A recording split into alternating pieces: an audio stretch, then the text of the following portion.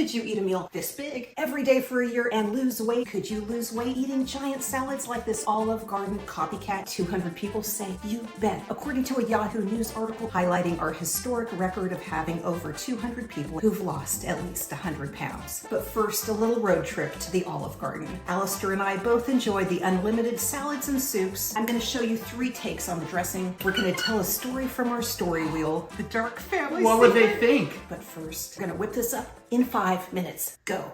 We're going to use a salad mix. It looks like Olive Garden does too. Pause. The iceberg. Is it healthy? So this is what it looks like coming out of the field, and I have to say it kind of has a bad reputation. Do a Google search, is iceberg healthy? And you'll see a lot of predictive questions. The nutrients. People say you shouldn't eat this. You should eat this instead. This is romaine lettuce. This compared to this, there's not a big difference. Do each of these support long-term health? Absolutely. Okay, so these are lower in the nutrients because they have a lot of water. Now let's think about it. We are in a historic heat wave here. Is having a lot of water a problem? I think not. Let's go. It's iceberg. It has a little bit of red cabbage, a little bit of carrots. That was easy.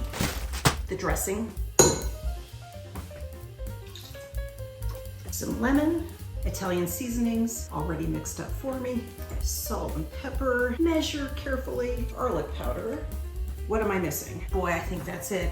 And the magic. Whoa, yum, yum, yum, yum, yum. A little more salt and pepper. You're gonna add more salt and pepper to your salad as you choose. Yum. Red onion. Oh my goodness. This one kind of has some bad spots. Let's get rid of that outer layer. That's enough, and I'm running out of time. Olive Garden has Roma tomatoes. I don't have any tomatoes today at all, so I'm gonna punt. I've got myself a nice orange pepper. See how quick I am at this. Gonna put half in. That'll be quicker because I'm about out of time. Out of time, guys. Here we go. Making a mess. As per usual, we need pepperocini. They come whole at Olive Garden. I've got mine sliced. I like that a lot better on a salad anyway. Yum. There we go. Olives. Oh my gosh, this is beautiful. And we're doing this ridiculously big. Olive Garden doesn't do this, but we're putting some chicken on top for our protein. So this is the copycat. This is the ridiculously big version with the chicken. Oh my gosh. I need to know how to work these timers. It was 5 minutes and 27 seconds, but I turned it off rather than stopping it. Oh, and at Olive Garden, you have the option of getting Parmesan grated onto your salad. Let's grate a little Parmesan on here. I wonder how many seconds it takes to grate Parmesan. Let me practice. Okay, it's starting. That's plenty.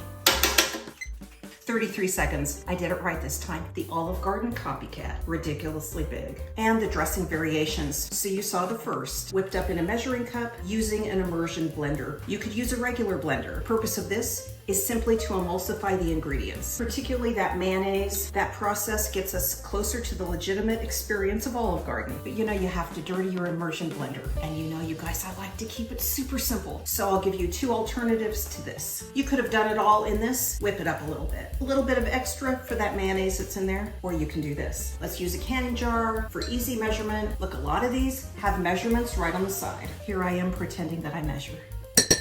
Olive oil, apple cider vinegar, water, the seasonings. Boy, if we could put these all in fresh, that would be amazing. Our lemon, salt and pepper, some garlic powder, and here we use nature's immersion blender known as your bicep. That's pretty good. Some people like to sweeten this stuff. Some people add a little mustard. I mean, there's all kinds of variations. This is just really an Italian dressing, but we have an easier way. This is so embarrassing. I don't think you're ready for this. It's about as shamelessly easy as using a salad mix. Okay, we've got our lettuce ready. Here we go. Forget about dirtying a measuring cup.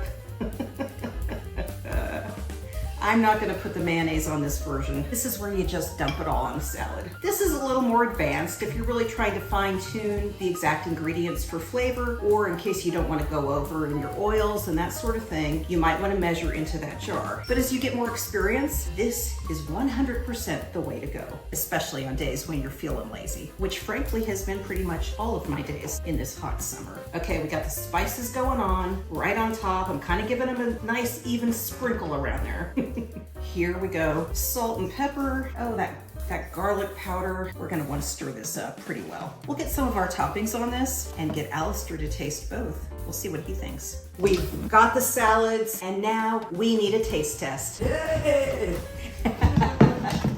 And here's our official taster, Bear Cub in Chief. Alistair is gonna taste these Olive Garden salads for us. Now, Alistair, we got to go to Olive Garden. What did you think of the Olive Garden salads? Maybe 8 out of 10. The only issue was way too many pepperocini. In the restaurant, those pepperocini were whole. Also, Yeah. they were big old jumbo pepperocini. These have little slices, so it's more integrated into the flavor. Now, we have two different salads. This is the main one we made in the video. This is the one we made by just pouring the ingredients of the dressing right on top of the lettuce. Take a taste, Alistair, of the first. Pretty good.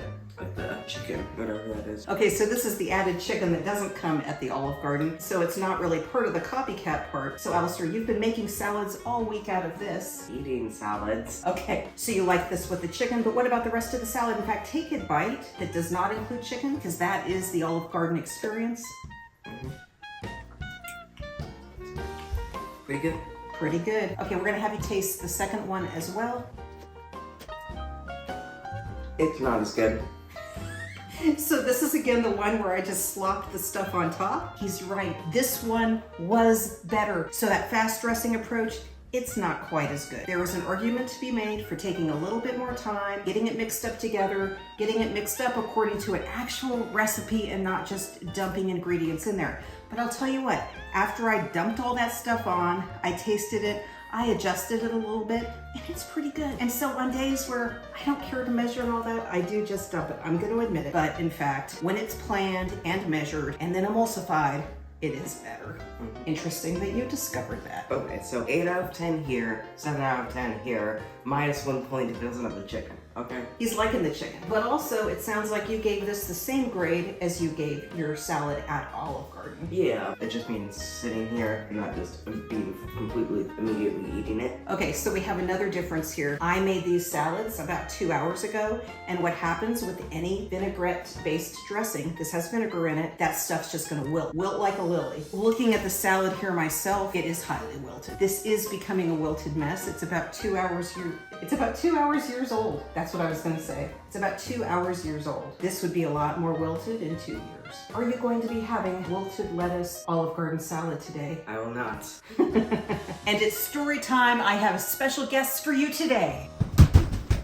All right. Yeah, we're here. Frederick is joining us from college. And you know Alistair. Let's spin the wheel.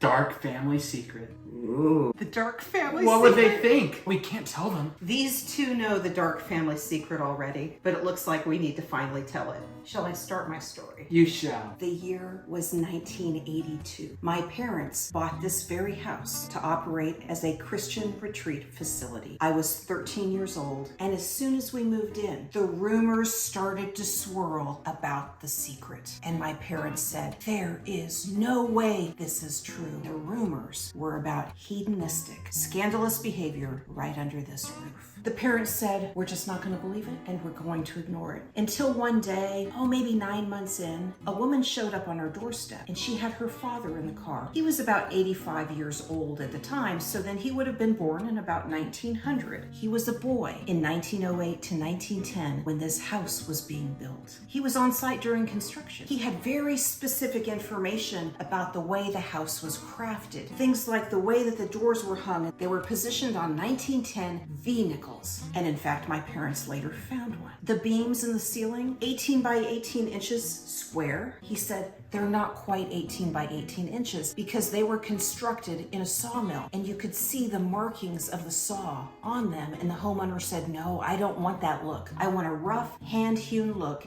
He had the guys bring out their axes, chop these beams down, and he said they will be a little bit smaller than 18 by 18. And indeed they were. And he said one other thing. That one other thing confirmed the rumor. It did? It did. Yes, it did. Back in about 1983, we confirmed the rumor, and we were told not to ever tell anybody about it. Don't ever tell anybody. You're telling the internet, 6 billion people. So we were like this. We cannot tell anybody. We cannot tell anybody. We cannot tell anybody. What you need to know about all this is all of those years, I talked about this house and our location in the way that my parents taught me. They said, we live northeast of Bakersfield in the mountains. I went to college. I went to graduate school northeast of Bakersfield in the mountains. I lived northeast of Bakersfield in the mountains. I live northeast of Bakersfield in the mountains. That all changed on May 9th, 2007 at 2:33 p.m. on the lawn at the Getty Museum in Los Angeles. This one was rolling on the grass there at the Getty, and we were hanging out with some super cool people. There was a guy there with a vintage turntable playing Louis Armstrong for his girlfriend. Can you imagine going to a museum with your picnic lunch and your vintage turntable playing Louis Armstrong for your date? I don't know. You should, because I'll tell you what, that'll work. Am I right? Am I right, ladies? Would that work? Okay, so there was this guy with his vintage turntable. There were a bunch of other cool people, and we were gathered in a circle, standing in a circle like this. We start discussing, where are you from? Where are you from? Where are you from? And it's going around the circle. What are they saying? I'm from Manhattan. I'm from Chicago. I'm from San Francisco. I'm from Santa Monica, right near the beach. And it's going around the circle, and we are at the very end. How can we compete with that? They ask, where are you from? And the record was playing in my brain. I live northeast of Bakersfield in the mountains. I see the pain in my husband's eyes. And that moment changed my life. I stepped into the circle and I said, we live in the giant Sequoia National Monument in a historic brothel. Yes, we know you have the burning question, and so we answer it now. It's no longer open for business. Oh man. Sorry, boys. Come for the recipes. Stay for the stories. Oh,